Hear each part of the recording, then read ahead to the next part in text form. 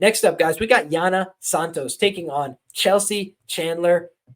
Yana Santos appears to be in great shape. Shout out to our guy, Pepe Sylvia, friend of the show, posted on Twitter. Yana Santos looking in very good shape, looking like, she basically had commented on the fact she doesn't have to breastfeed anymore, which I know we're talking about breastfeeding in a conversation about capping mixed martial arts, but she talked about it as being valuable for her in terms of her sleeping habits, in terms of certain things. And so obviously she looks like she's in great physical condition. Our guy Dixon has some skeptical hippo eyes about how she got this physique and doesn't believe the stories about stopping breastfeeding. But in any case, you look at what Yana Santos is bringing to the table, and she's had a bunch of UFC fights. And, she's with the great Thiago Santos in terms of a power couple. So she's 4-5 in the UFC. And overall, as a professional, she's looking at a pretty tepid 14-8 record. And when you look at her current age, she's 34 years of age. So she's taking on a Chelsea Chandler, who's a very similar age, but Chelsea's been a little bit more active in her recent career, I would say. In the last year, we've seen Chelsea Chandler take on Julija Stoliarenko, Norma Dumont, and Josiane Nunes. And meanwhile, this is going to be the first fight since 2023 for Yana Santos. And that was a split decision loss against Carol Hosa 1 year and 1 month ago. So basically, in the same amount of time, Chelsea Chandler has had 3 fights that Yana Santos had just that one fight. And she did lose that fight via close decision.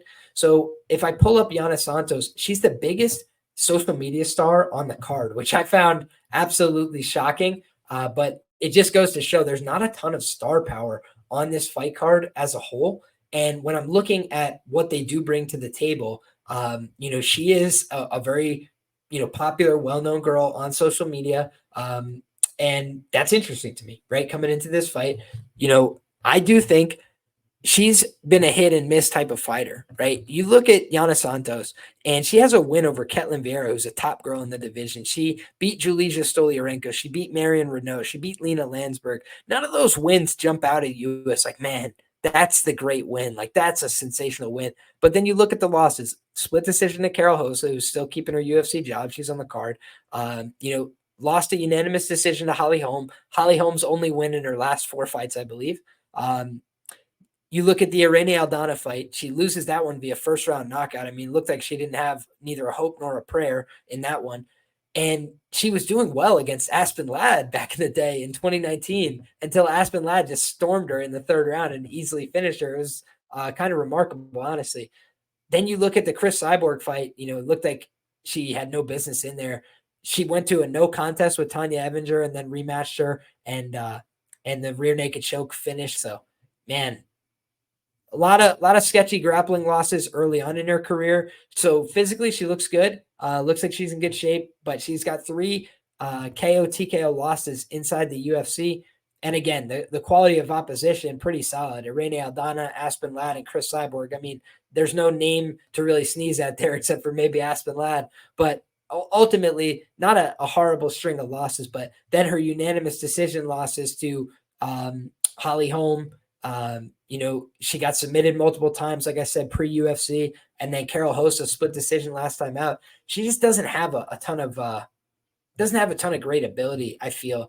What she showed in the Ketlin Vieira fight is she could throw a decent volume of strikes. Ketlin Vieira was trying to take her down, hold positions, control her, and you just saw that Yana Santos was frustrated by the fact she couldn't really get out, so she starts throwing back elbows, starts throwing back punches, and eventually she opened up a cut on Ketlin Vieira. Ketlin Vieira looked like the victim of a violent crime, and she was able to sneak that one out. But her grappling is a little suspect for me. You look at Chelsea Chandler. I thought last time out she could have had a much easier and cleaner fight with Josiane Nunes, and instead she chose to spend large portions of the fight on the feet. I guess it was maybe trying to prove to the fans and the organization she can stand up after the Norma Dumont running away, sprinting into the cage incident. But you look at Chelsea Chandler, and she should have some ability as a Cesar Gracie Brown belt to take these fights to the mat and kind of expose girls that don't have the same grappling pedigree. I think Yana Santos, has shown a liability throughout her career to the submission. Unfortunately, Chelsea Chandler just does not seem apt to want to go in that direction. Similarly, we've seen Yana Santos give up a lot of losses via KO or TKO. And I do think that we could see Chelsea Chandler potentially, if she gets to good positions, posture up and land some ground and pound. But seeing Yana Santos look like she's in great shape coming into the fight does make me think it's probably going to be harder for Chelsea Chandler to finish. The number one way you can set up finishes in WMMA is somebody gets tired or they're just stuck on bottom the whole fight. And it looks like 12 weeks ago, she was training at American Top Team. She's posted some pictures in what looks to be private training facilities since then.